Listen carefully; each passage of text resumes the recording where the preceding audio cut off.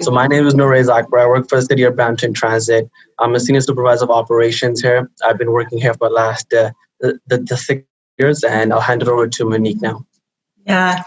Hi, Dr. Jean Augustine. It's a pleasure in meeting you and getting the opportunity to speak with you today. I'm Monique Napier. I work in the office of the CAO. I've been working for the City of Brampton for over 3 years, and I'm really looking forward to this opportunity to learn more about your accomplishments. There's a long list of accomplishments, and I think that's great to be able to sit down with such an influential leader within the community, such as yourself, first African Canadian woman to be a member of Parliament. That's really huge, and it takes a lot to get there, and I'm sure that your journey was a long one, but the fact is you got there, and that's very motivating.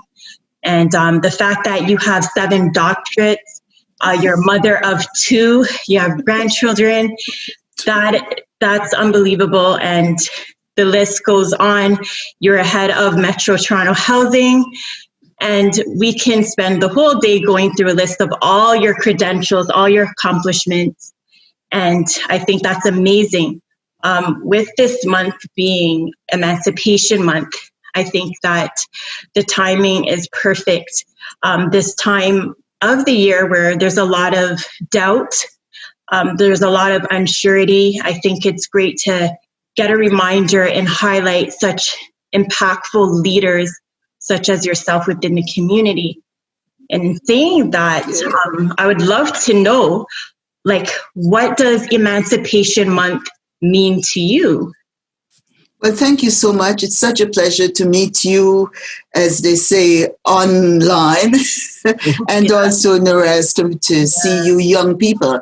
I'm happy because the baton is now being passed to you, so that the challenges, the difficulties, the fall on your behind, the pick yourself up, the keep on going, it was because I knew, and so many of us knew, that those who are coming after us, like yourselves, will be moving forward and taking the message of who we are as African Canadians, who we are as Black people in this world. So you asked me about Emancipation Month. We've come to the end of the month of August. Emancipation Day started as a result of the British Parliament passing an act to abolish slavery in the British Empire. By enacting that act, it did several things. One, it promoted the industry of the manumitted slaves, that, now they can go out and they can do and get jobs or whatever that there is. Freedom, in other words, has come as a result of that legislation. And something that it did was compensate. X number of pounds were given to the persons who were entitled to the services of those enslaved people. That act, an act for the abolition of slavery throughout the British Empire, affected all of us in the Commonwealth, as it were, all of us in the Caribbean, and also in Canada. And it has been celebrated as a time of freedom, a time when the shackles of slavery were more or less taken away. We know that act was passed 1833, 1834, but it was not until a year later that the whole issue of freedom started to seep through. At the same time, it was important to note that nothing was paid to these enslaved people. And so as they got their freedom and they were moving off the properties of the owners, they had to find their way. And oftentimes they had to go back to the same landowners, to the same bosses, to work for them for little or nothing so that they could survive. So when we celebrate Emancipation Day, we're talking about, and we're looking at the 800,000 people of African descent throughout the British Empire who got their freedom. It was also interesting to note that celebrations were different in different places. I was born in Grenada, and in Grenada we had a holiday, and I think in Jamaica and in some of the Caribbean, Emancipation Day was a holiday. And so it was a time families got together, there was music, there was dancing, there was food, going to the beach, doing all of those things that was celebratory. Mm-hmm. In Canada, John Graves Simcoe, sometime earlier, had made several trials to ensure that people of African descent or those who were enslaved could be freed. And so we keep talking about Simcoe Day in the province of Ontario. And many of the African Canadians patterned their celebrations on what was happening in other Commonwealth places or in other parts of the empire. So you had people in Toronto going to Dalhousie and going to wherever there were opportunities to get together, where families were coming from across the border to join them. There were all kinds of celebrations taking place. But in Ontario, we always referred to that holiday we have, that first Monday in August, as Simcoe Day, going back to John Graves, the governor at the time. Here in Canada, we are now talking about ensuring that there is national recognition of August the 1st as Emancipation Day. And we know that, that there is a motion that's put in the House by Senator Wanda Bernard and another MP that's trying to get the day recognized throughout Canada. So whether you're in Nunavut or you're in British Columbia, wherever you are in Canada, we would recognize August the 1st as Emancipation Day. I don't think that bill is asking for a holiday. I think it's asking for recognition of August the 1st as Emancipation Day. And I think it's well-deserved to have that recognition. It's been a long, long time coming. And I know a lot of sweat has gone into this over the years. And we're getting there. And I think recognition is really important. And that will certainly highlight Canadian history. It's a part of Canadian history. And we need to make a number of connections. We need to connect this with the United Nations having declared a decade for people of African descent. And let me take a second to read you what the Secretary General of the United Nations said as they declared this decade for African descent, which meant that they're speaking to all of the countries and states, 193 or something, asking them to celebrate, asking them to recognize, asking them to look at justice issues and everything that connect to people of African descent. Mm-hmm. So there's a decade to do that. You can't ask 100 and something countries to recognize this and not give them time to put policies in place, to look at the different structures, to look at systemic racism, to look at what's affecting people. So whether it's people crossing by boat from Africa into Europe, what is happening to Black people in Italy or in France, what is happening to Black people in Canada, or what is happening to Black people in different... They're asking all the countries and states to look at that situation.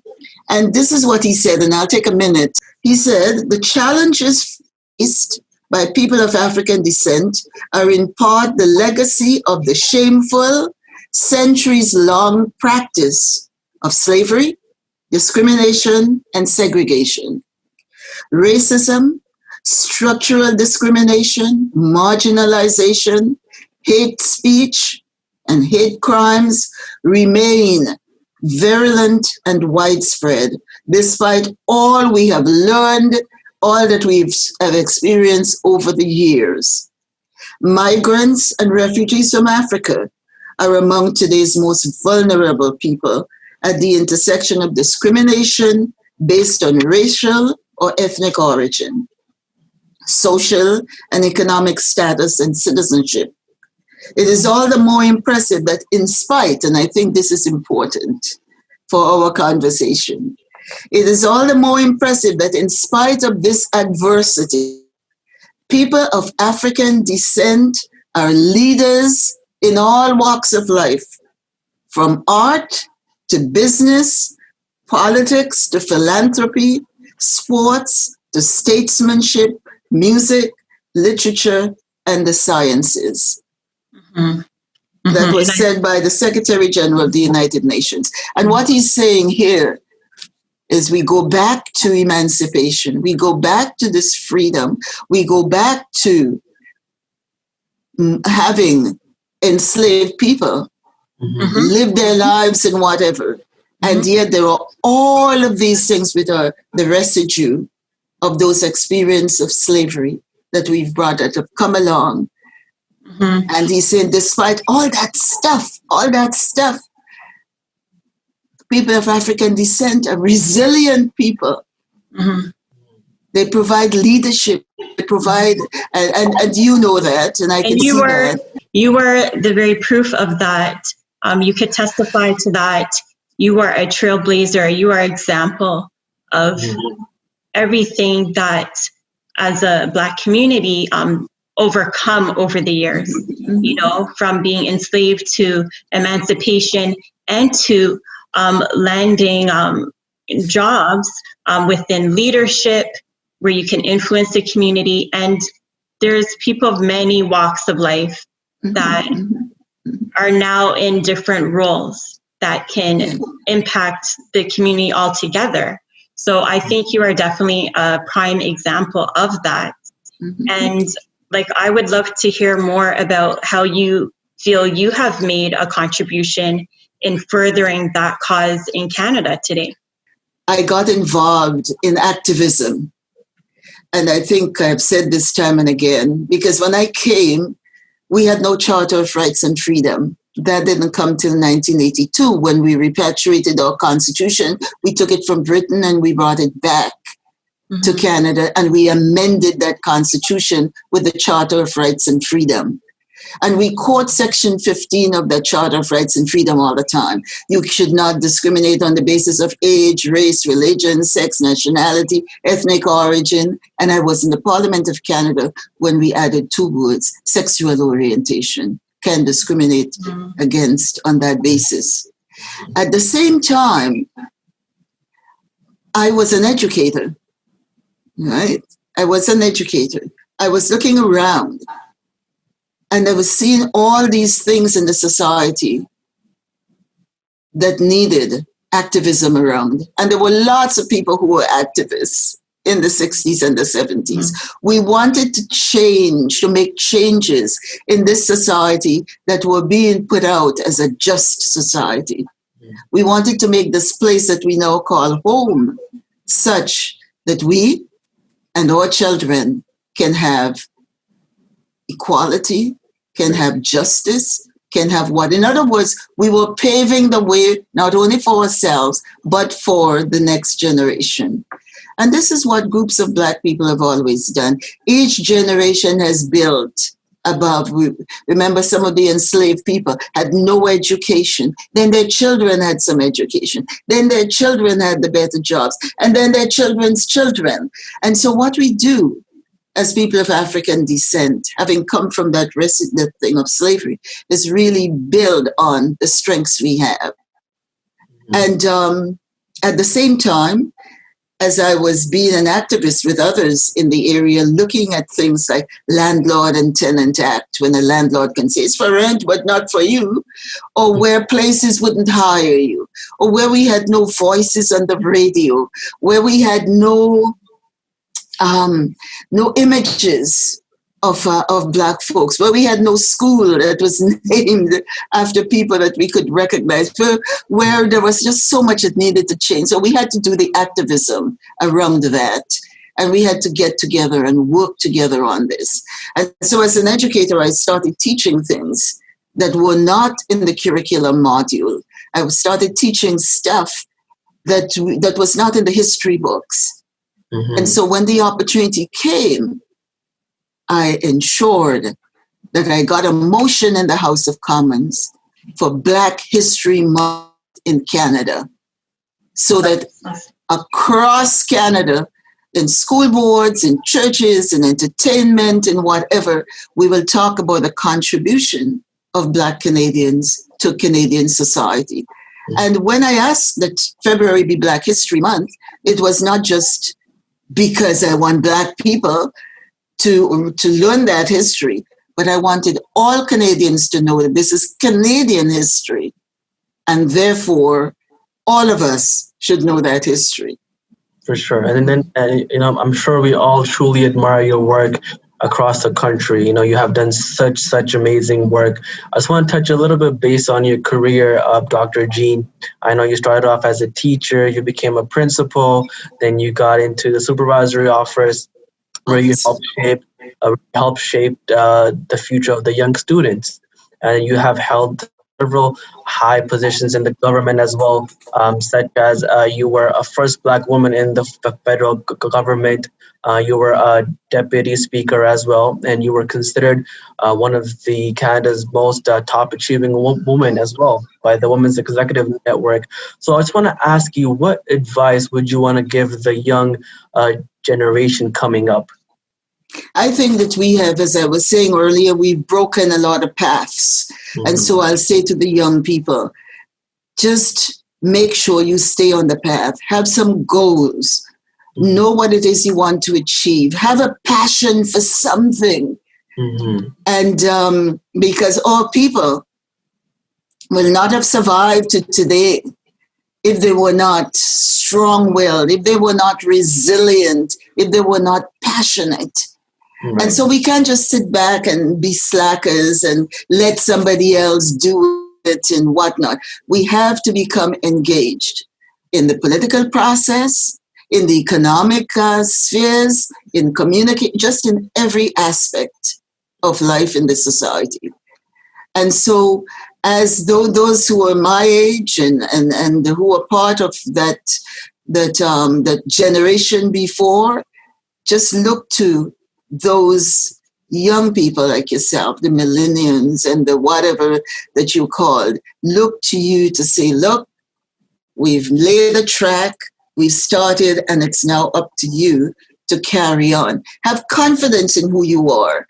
We have a lot of smart people now who are doing museum work, who are doing archival work, who are digging up all the history and the other information we need to have to bolster ourselves. Because I think it's important for them to know their history, where they've come, how far we've come, what must be done. And in this urgency of now, in this pandemic, this discussion about systemic racism, we need to know about those policies that have created things that have kept us out, that have frustrated us, and that those people whose white privilege somehow denied the recognition of some of the things that have affected our lives and have stalled in some instances our reaching our full potential. So now you young people, you can reach your full potential. You can now challenge systems. You can now look at the methodologies that we have set out. You can now look at some people who are mentors and who can be mentors. You can now look at role models, and you can see the people in the political arena who are ready to do the research, data collection, and all those things that would give you the opportunity to move forward, knowing that you are part of this diverse Canada and that you need to be included in everything that happens within the society. So I say, young people, go for it. Sure, we greatly appreciate that. And, we want to thank you for paving the path for us. You are truly an inspiration, and that's why you have schools named after you, as we even have a school named after Dean Augustine in Brampton. We have parks in Toronto named after you. We are very appreciative of what you have done over the years for our generation. I want to thank you for taking your time out today. Meeting us for virtually, and hopefully one day we can sit down with you in person and meet with you in person and learn more about you, because there's a lot to learn about you as well. Yeah, I know. I would like that. Yes, yeah. I thank you as well. It's been a pleasure in talking with you, getting to meet you virtually, and again, we would love to meet you in person one day. I feel that this conversation can go on and on and on. There's a lot to learn from yourself. There's a lot to share about lived experiences, and also the different careers that you're in within politics and education. I feel that you have so much to offer and contribute, and you have already done so. So again, I do believe it's probably time for you to sit back and relax. And there is no sitting back, because the work is not done.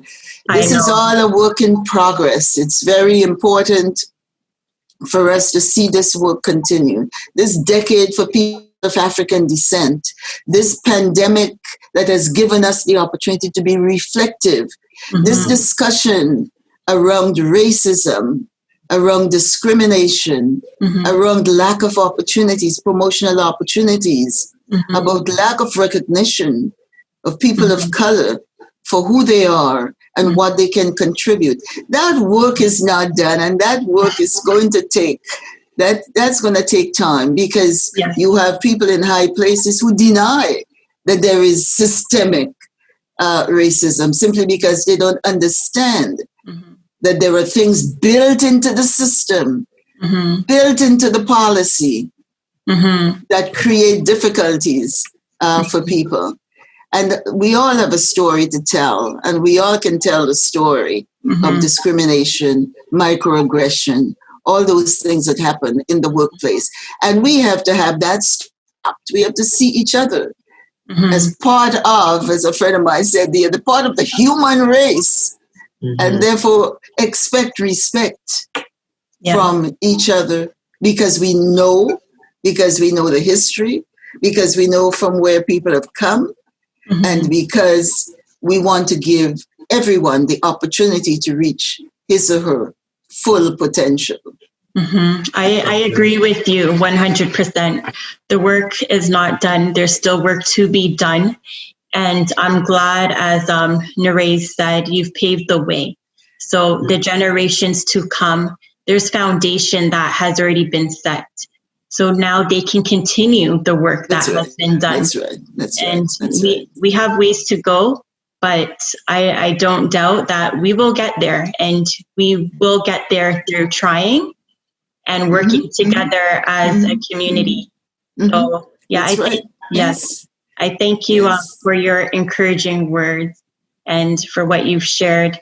And we can now take away your experience, take away your advice and your knowledge that you shared, and we can share that with others. And this would be a good start for us as a corporation and as a community to put in our part as well. So, and you're in Brampton, so go by the Dean Augustine Secondary School. It is a state-of-the-art school, and I'm so very proud and pleased that I have that school named after me. But we have lots to share. So hopefully this is not the end of the conversation, but it's the beginning of the conversation with you guys. So thank you so much for the opportunity. Thank you for taking your time again, Jean. So it was a pleasure. Thank you so much. Thank you. Thank you. Have a good day and enjoy. Yeah, thank you. Take care.